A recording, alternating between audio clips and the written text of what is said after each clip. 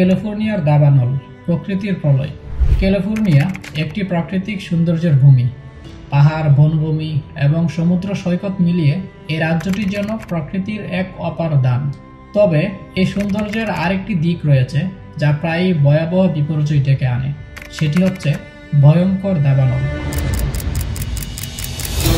প্রতি বছরই ক্যালিফোর্নিয়ায় দাবানল দেখা যায়, কিন্তু 2025 সালে এর ভয়াবহতা সবাইকে স্তম্ভিত করে দিয়েছে। জেনে নেওয়া যাক দাবানলের কারণ এবং প্রকৃতি। ক্যালিফোর্নিয়ার দাবানল কোনো আকস্মিক ঘটনা নয়। এটি শুষ্ক আবহাওয়া, গরম বাতাস এবং গ্লোবাল ওয়ার্মিং এর মতো বিভিন্ন প্রাকৃতিক ও মানব সৃষ্ট কারণের মিশ্রণে ঘটে। শীতকালে পর্যাপ্ত বৃষ্টিপাত না হওয়া, গ্রীষ্মের অস্বাভাবিক তাপমাত্রা বৃদ্ধি এবং শুকনো গাছপালার উপস্থিতি এগুলো দাবানল ছড়ানোর জন্য একেবারে আদর্শ পরিবেশ তৈরি করে। মানবসৃষ্ট কারণগুলোর মধ্যে রয়েছে বৈদ্যুতিক লাইন থেকে স্ফুলিঙ্গ, সিগারেটের আগুন বা কোনো অসতর্কতার কারণে ছড়িয়ে পড়া আগুন।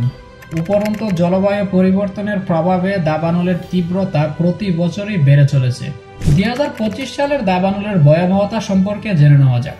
2025 সালে ক্যালিফোর্নিয়ার দাবানল ইতিহাসের সবচেয়ে বিধ্বংসী দাবানলগুলোর একটি। দক্ষিণ ক্যালিফোর্নিয়া, বিশেষ করে লস অ্যাঞ্জেলেস এবং আশেপাশের এলাকাগুলোতে কয়েক ডজন স্থানে একসঙ্গে দাবানল শুরু হয়। দ্রুত ছড়িয়ে পড়া আগুনে পুড়ে গেছে প্রায় 16,000 একর বনাঞ্চল। হাজার হাজার বাড়ি সম্পূর্ণ ধ্বংস হয়ে গেছে। এই দাবানল এতটাই ভয়াবহ ছিল যে হাজার হাজার মানুষকে বাড়িঘর ছেড়ে পালাতে হয়েছে।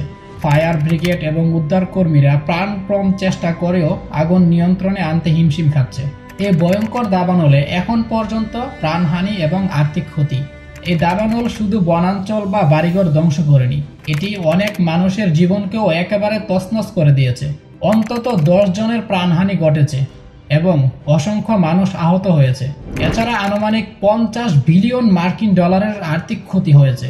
পুড়ে যাওয়া এলাকাগুলোতে কয়েক বছর ধরে পুনর্গঠন প্রক্রিয়া চালাতে হবে।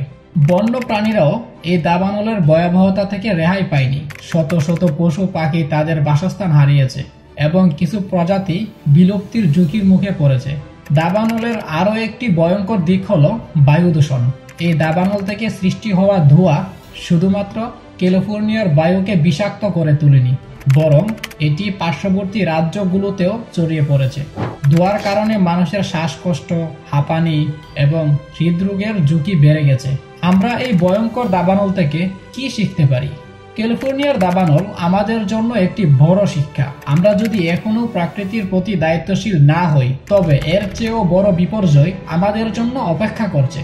বনাঞ্চল রক্ষার জন্য আরও কার্যকর পদক্ষেপ নেওয়া প্রয়োজন। জনগণের মধ্যে সচেতনতা বৃদ্ধি করতে হবে, যাতে মানুষ অসতর্কতায় আগুনের সূত্রপাত না ঘটায়। জলবায়ু পরিবর্তন ঠেকাতে বৈশ্বিক উদ্যোগ গ্রহণের পাশাপাশি স্থানীয় পর্যায়ের বন ব্যবস্থাপনার উন্নতি করতে হবে। এছাড়া দুর্যোগ মোকাবেলায় সরকার ও বেসরকারি সংস্থাগুলোর সম্মিলিত প্রচেষ্টা জরুরি।